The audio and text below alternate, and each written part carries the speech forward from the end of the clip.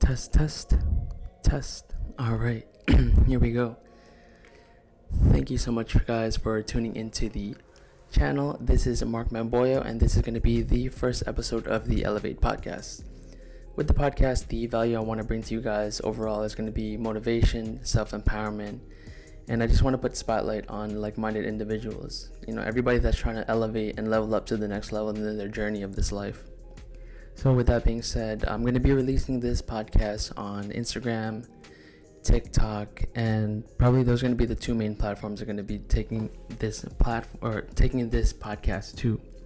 I wrote everything down because actually this is going to be my first podcast, so if you can please bear with me. I'm not sure exactly how the audio sounds, so hopefully it does sound good and clear and crisp along with the video. And I'm going to be trying to release this podcast about one episode a week, if not probably every other. Hopefully I can get, a list or, a kind of like an adjustment or actually like a schedule of how I want to put this out. So this is also my first time talking to the camera for long periods of time, so please bear with me. And I just want to show the world what us as a human race can, evolve to. With that being said, I'm going to go ahead and start this podcast with my journey and how I got involved and started in the cosmetology world. So if we're going to start from the beginning of the journey was probably going to be in middle school, probably like 7th, 8th grade is probably when I first actually held my own clippers. It started from my father actually just, buying a set of clippers and then just running a one or two. But me, I always wanted to go to the barbershop every 1 to 2 weeks because I was freaking crazy, and I always wanted to have a fresh lineup or a fresh brook. So I took it upon myself, to get the clippers that we had, and do the whole whatever run through on the top. And do the brook and then shape up. And I remember eventually I was, at the time, I was obviously in middle school. So at the time, every Friday, me and my friends would go to the mall and we would play Initial D. And with that, I remember I made close friends with one of the guys there, and he would see my haircuts and he was saying like, "Oh, your haircuts are pretty fresh. Like, how often or where do you go to the barber?" And I was like, "I'm not gonna lie, like I do it myself." He's like, "For real?" He's like, "You think you can cut me up?" And I was like, "Maybe, let me try it." So I remember one day after we finished playing Initial D, I was like, "Oh, come to the apartment. I'm going to go ahead and, line you up, and then we'll go from there." Obviously, because that was my first person that I ever put my hands on as far as cutting, I was like, that came out horrible. So every week I would just continue to cut him. He would come more and more until I finally got it down, kind of to like a system of my own. And then eventually his friends or other people that I became friends with started to come along. And whatever, so on and so forth. High school happened. I didn't really have a clientele. I just did the whole high school thing. I ended up graduating in 2011.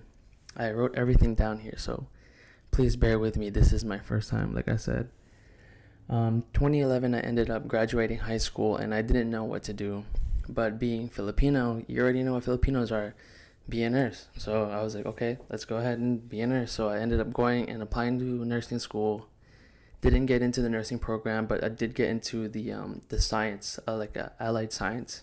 So I did go ahead and do the science program. I wasn't doing any of the nursing classes yet, so I was still pretty new to the whole college thing. And college was not like high school for me. I was like, okay, this is a whole different game, a whole different beast. So I was like, you know what? I'm just gonna do the college and work a part-time job.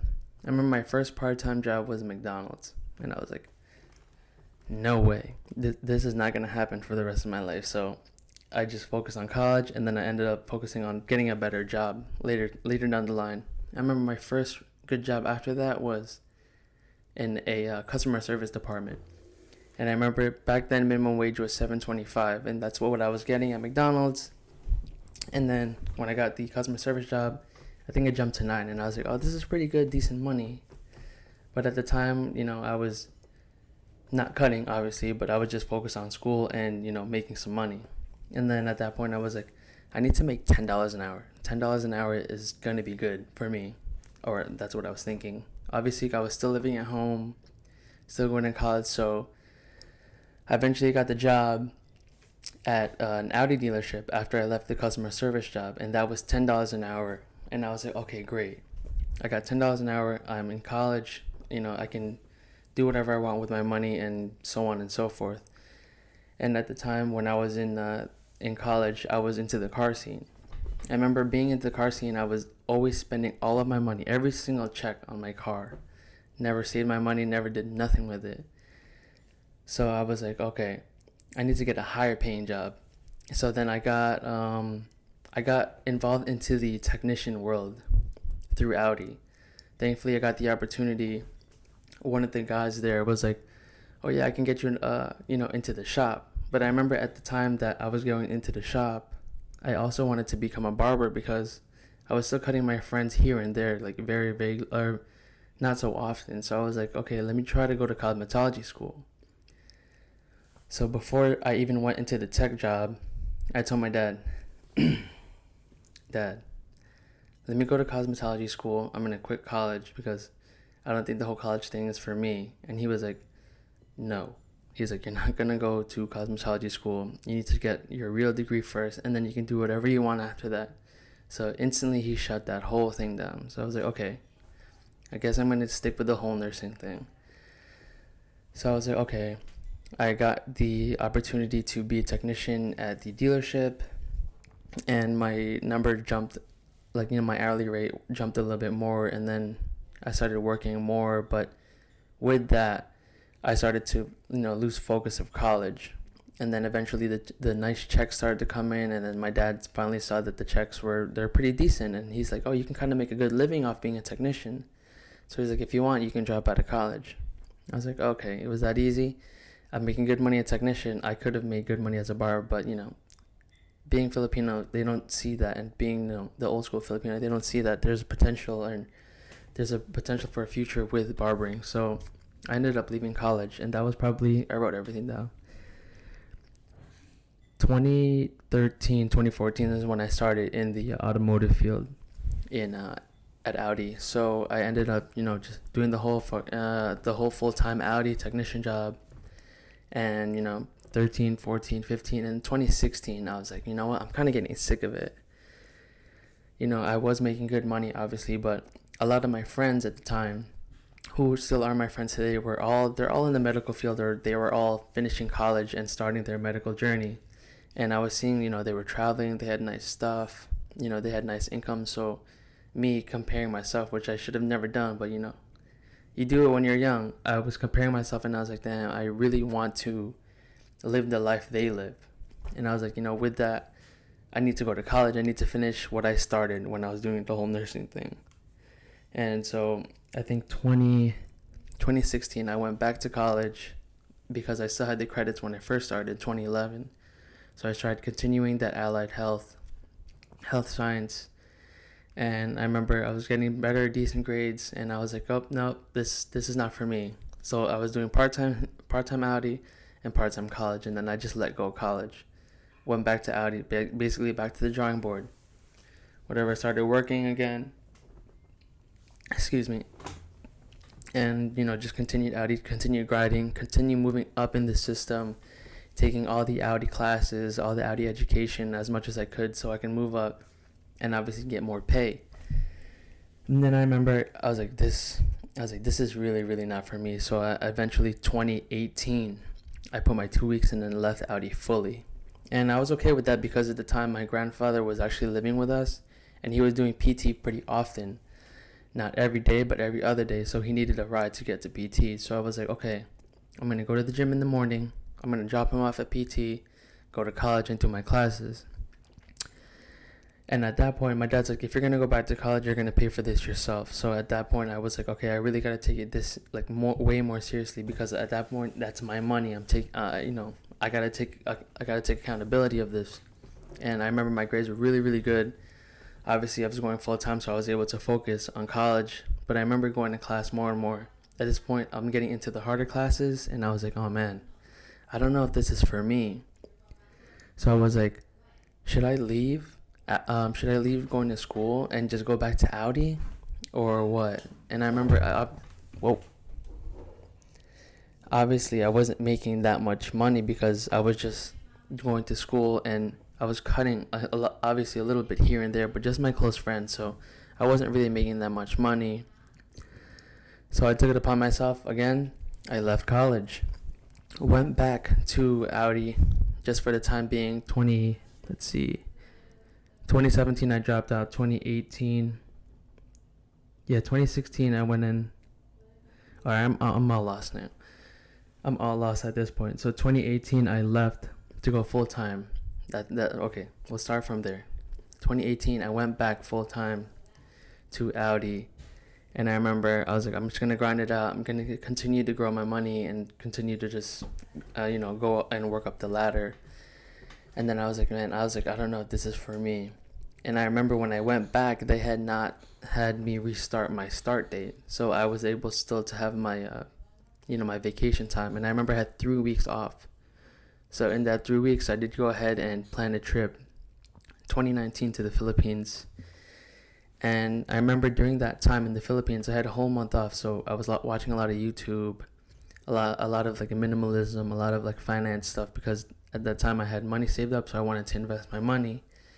And then I remember that when I was on that trip, I had a lot of time alone. And obviously when you do have a lot of time alone, you have a lot of time in your thoughts. And a lot of time in your thoughts is good and bad, but for me, I feel like it was good because it kind of put me in the perspective of, okay, I'm already this age. I don't recall how old I was, but I'm already this age. What do I want to do next? Or what's my next step that I want to make in my life? Do I continue doing the whole Audi thing when I come back? Or do I leave and do something I really want to do? And I remember at that point I was like, the barbering thing is kind of working, but I have to take it seriously if I really want to, build clientele, because you have to have the good clientele to make that money and that inflow come in. So I came back from that trip and I really took on the barbering thing more seriously. And obviously 2019, one of my friends that actually was my client from, just cutting at home, he ended up going into a barbershop and becoming a barber himself. And he was like, hey, Mark, there's an actual opportunity here. Did you want to give it a shot? Obviously, I didn't have a barber's license or anything, but, the shop was like, okay, we'll do booth rent. And I was like, oh, you know what? I got to put myself in this position and get uncomfortable to see what I can be like. So once I came back from that trip, I continued Audi full time, and then I continued the barbershop. So obviously I was doing Audi in the morning, 8 to 4:30, and then I was cutting from 5 to 10, Monday through Fridays. And also the owner had me there Saturday, Sunday, so practically was working 7 days a week, never had no time for myself. So, it was kind of getting a little bit crazy. And I remember obviously 2020 came, and we know what happened in 2020, COVID. And I had gotten furloughed from Audi. I remember the specific date, March 22nd, 2020. I left Audi, stayed home. They gave us a choice. You stay, you work. We don't know what this is going to be, or you go home. And obviously living at home with my grandfather and my dad. They're older, so I was like, okay, I don't know what this is going to be, so I'm going to take the furlough and go home. Stayed home, collected unemployment. I stopped cutting at the shop, took all my stuff home. And I remember a lot of people were hitting me up like, yo, Mark, do you want to continue to cut?